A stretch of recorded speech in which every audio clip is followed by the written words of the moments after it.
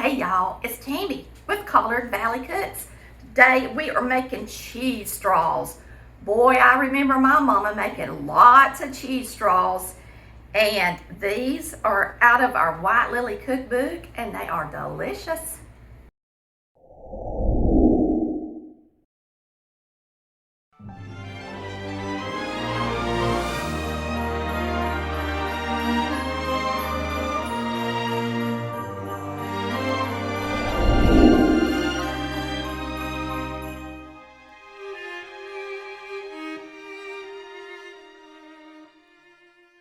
When I was growing up, my mama was a cake decorator and a caterer for weddings. She made lots of cheese straws. Pretty much this is a cheese straw recipe. Even if it says cheese wafers, we may actually pop them if we can get this mix ready enough for a popping bag. Okay, it just takes time and effort. This, of course, is our White Lily cookbook, and I was just going to show you this recipe once more in their cookbook. Well, hey y'all, it's Tammy with Colored Valley Cooks. Today we are making cheese wafers out of our White Lily cookbook. These are going to be delicious. You know, it's like a cheese stick, but in a wafer form to make it easier on you, because it's got the same recipes as a cheese stick or a cheese straw, whichever one. All right, so we're going to use our White Lily all-purpose flour, and I'm going to sift it today. We'll be using 2 cups of cheddar cheese, a little cayenne pepper, and a half stick of butter. This is not a real large recipe, which is nice, because I don't want so many wafers that I don't know what to do with them all, right? So we're going to start out in the mixer, and you're going to start out with your cheddar cheese, 2 cups of it, and it needs to be shredded. So we're going to put in these 2 cups of cheese, our full stick of butter, which is a half cup room temperature. I'm using salted butter. So we'll put in that stick of butter, and it is at room temperature. Okay, so we're going to start with that, just the cheese and the butter. They're using a food processor, and you're supposed to process it till it's smooth. I don't even have a food processor. I'm going to mix this in my mixer till it's smooth. It's going to take a while. It can take up to 20 minutes. It's just according how good your mixer is and how strong it is. So we are going to start doing this. And matter of fact, if this actually comes out soft enough, I may actually pop them. We'll just wait and see.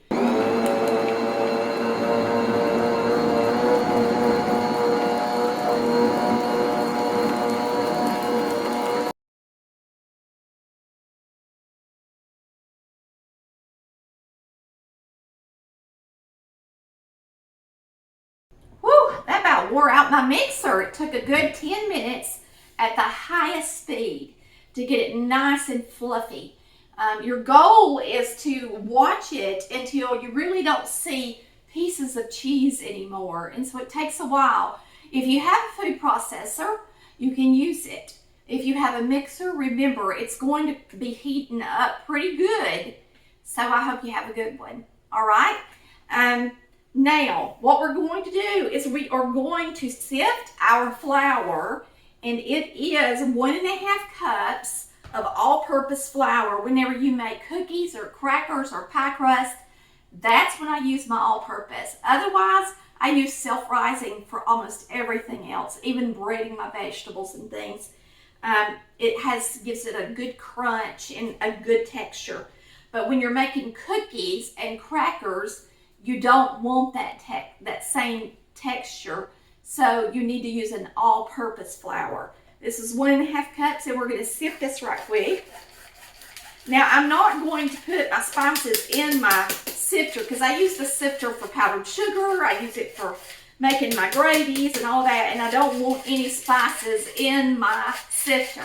I don't really run it under the water or anything, and you can tell by looking at it, it's been used.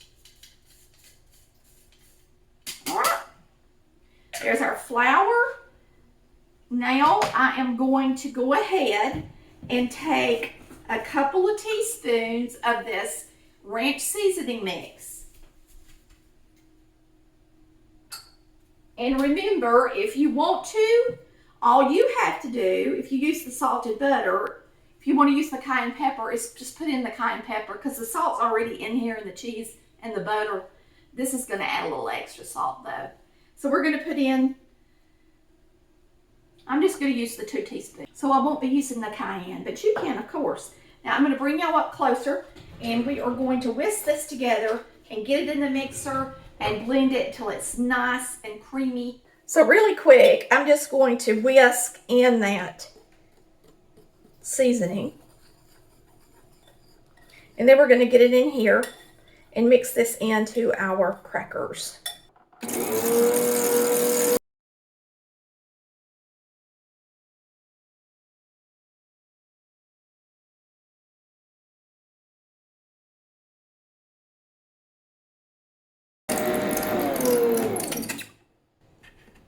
It's wanting to squeak on me because it's been working. I think it's because I have these in there.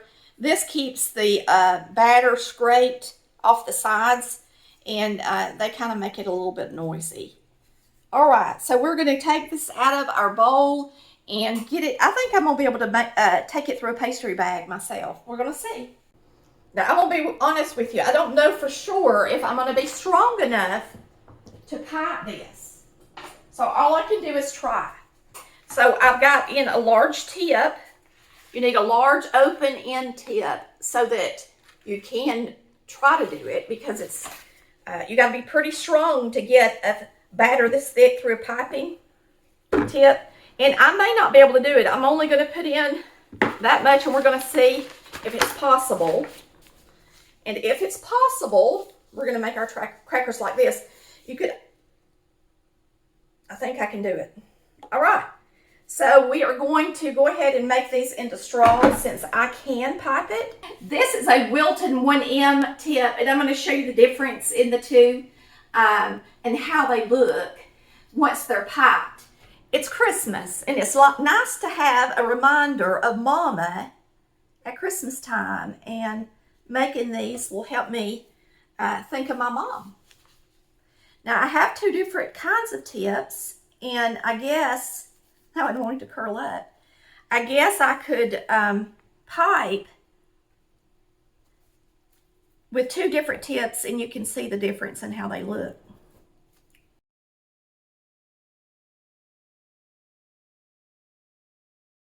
I know one thing, I couldn't do this for a living because I'm older now and I do have arthritis in my hands.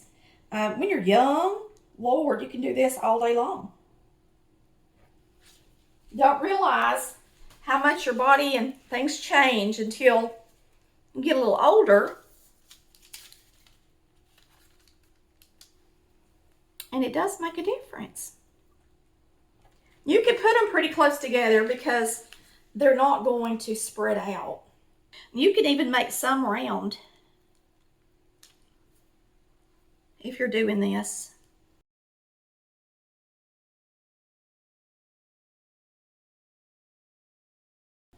All right, I cooked these a total of about 12 minutes. We're gonna get them out, let them cool down just a bit, and then we'll give them a try. I'm excited. It is a lot harder to press and to get through the bag.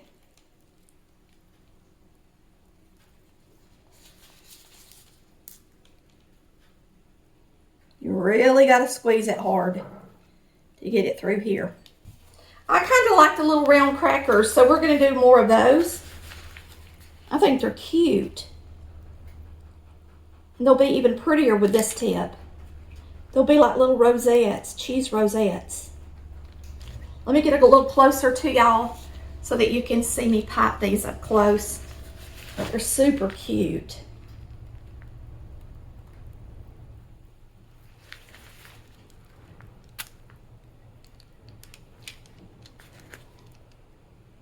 Let go. I'm going to back up for a minute and show you guys. These things are so stiff. You want to make sure and not have a lot of batter in there at one time. And as you squeeze them out, you continue to twist the bag And every time you squeeze, when you twist it until it's nice and tight, so that you have more pressure to help you push that out of there. A lot of people want to hold their bag in the middle and just try to squeeze it, and you've really got to twist that or to get it to come out good. It's just easier if you do it that way. But they're really pretty. So if you're young and you got plenty of muscles, you can do it. And I'm going to show you the difference in them. These are the first ones we did, and they're much easier to squeeze. All right, we're going to get these in the oven and bake these, and then I'll be back.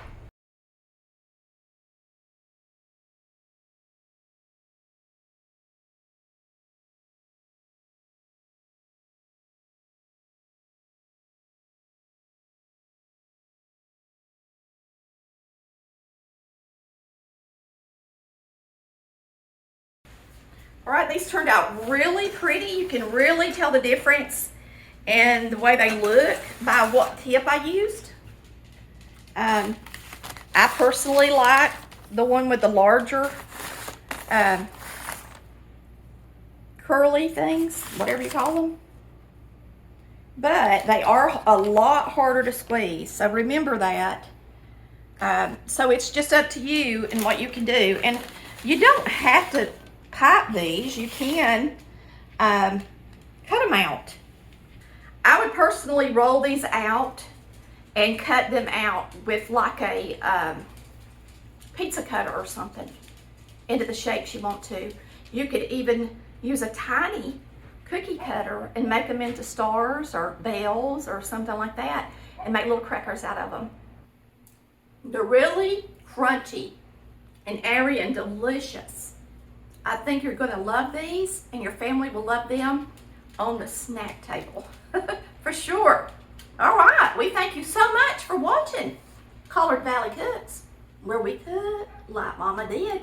My mama sure made cheese straws. Bye, y'all. Love ya.